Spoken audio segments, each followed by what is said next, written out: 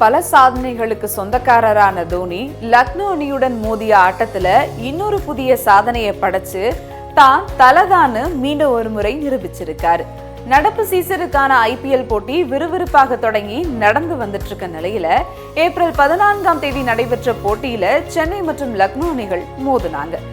மும்பை அணியோட மோதின முதல் போட்டியை தவிர்த்து அதற்கடுத்த 5 போட்டிகள்ல CSK அணி தொடர்ந்து தோல்விகளை சந்திச்சு வந்தது.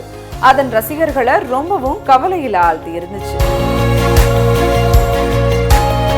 கடைசி சீசன்ல மிஸ் ஆன கோப்பைய இந்த சீசனையாவது கிடைக்குமான்னு காத்திருந்த ரசிகர்களுக்கு CSKவின் இந்த தொடர் தோல்விகள் மேலும் மேலும் அதிர்ச்சியை தரும் விதமா அமைஞ்சது.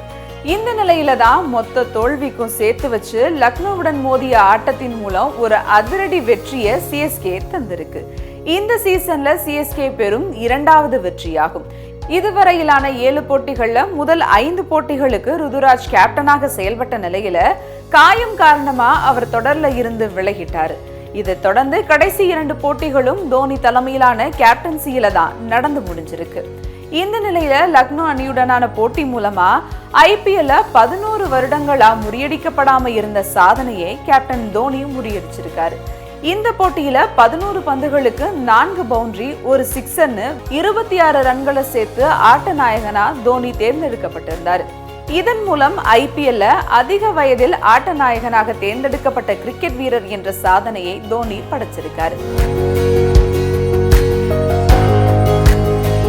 முன்னதா 2004ஆம் ஆண்டு கொல்கத்தா அணிக்கு எதிரான ஆட்டத்துல ராஜஸ்தான் வீரர் பிரவீன் தம்பே தன்னோட 42 வயது 208 நாட்களின் போது இந்த சாதனையை படைச்சிருந்த நிலையில 11 ஆண்டுகள் கழிச்சு MS தோனி தன்னோட 43 வயது 280 நாட்கள்ல இந்த சாதனையை முறியடிச்சிருக்காரு.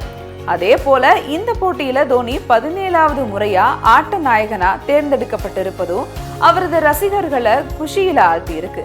இதன் மூலம் IPL கேப்டனா இருந்து கொண்டு அதிக முறை ஆட்டநாயகன் விருது வென்ற வீரர் என்ற சாதனையையும் தோனி படைச்சிருக்காரு. செய்திகளை உடனுக்குடனும் துல்லியமாகவும் தெரிந்து கொள்ள சப்ஸ்கிரைப் பண்ணுங்க.